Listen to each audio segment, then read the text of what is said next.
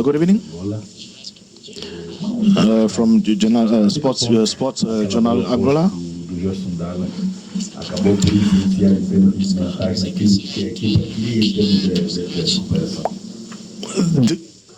Do you think after the first half you gave the right instruction to your guys?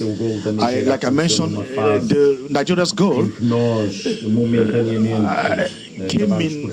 We considered that goal at the period where we had a player who was not fit, who actually was injured, that actually created spaces for Nigeria.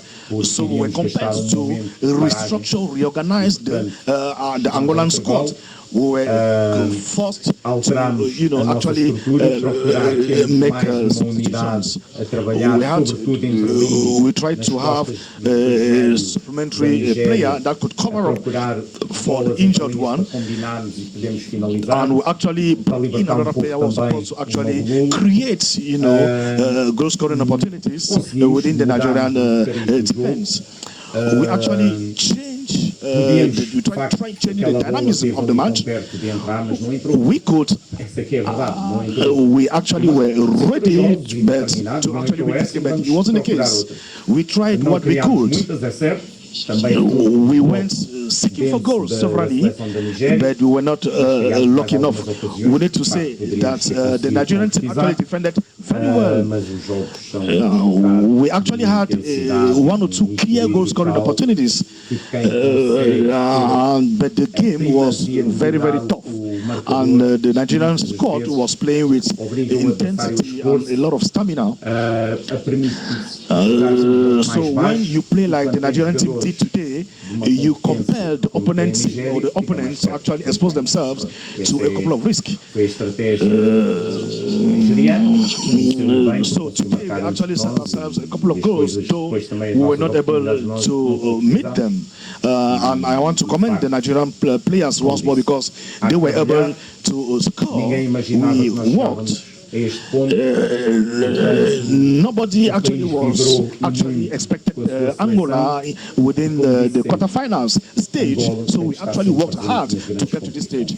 So we are working so as to be present in most of the big competitions.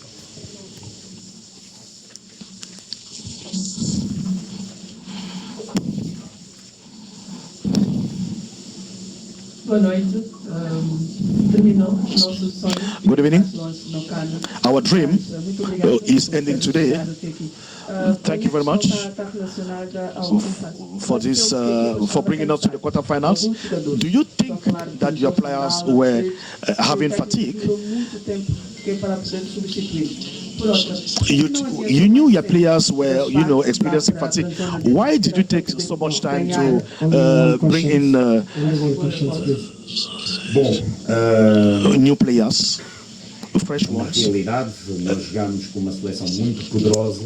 It is true that we played against a very strong opponent, but till the end, 30th minute, it is true that with most of the opportunities that they created themselves, we had to defend. This enabled them to be fresher, but that's the truth. The Nigerian players were fresher than us. They were fresher than us, and their physical capacity made them to be able to create more opportunities for themselves.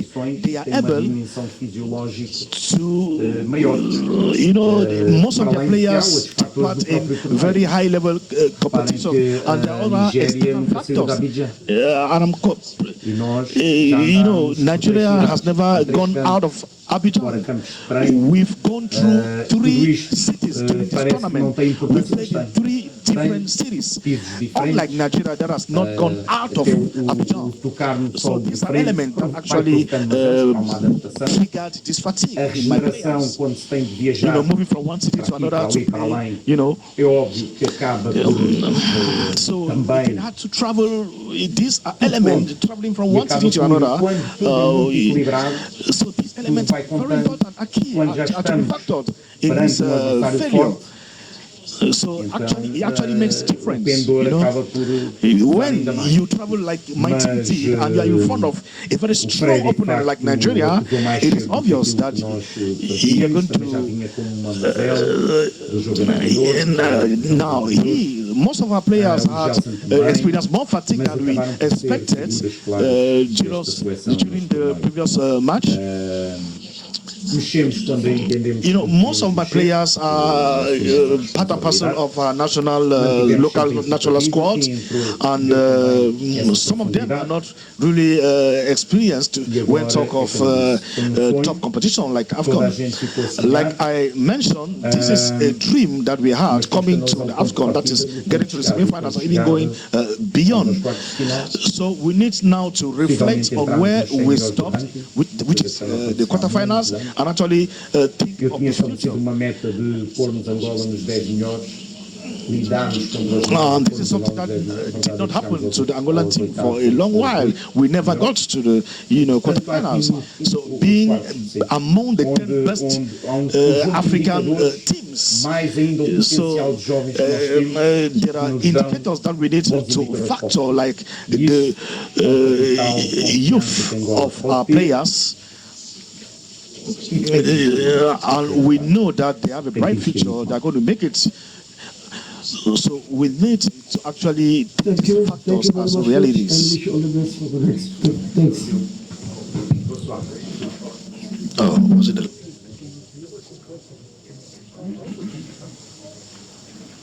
How are you? How are you doing already? How you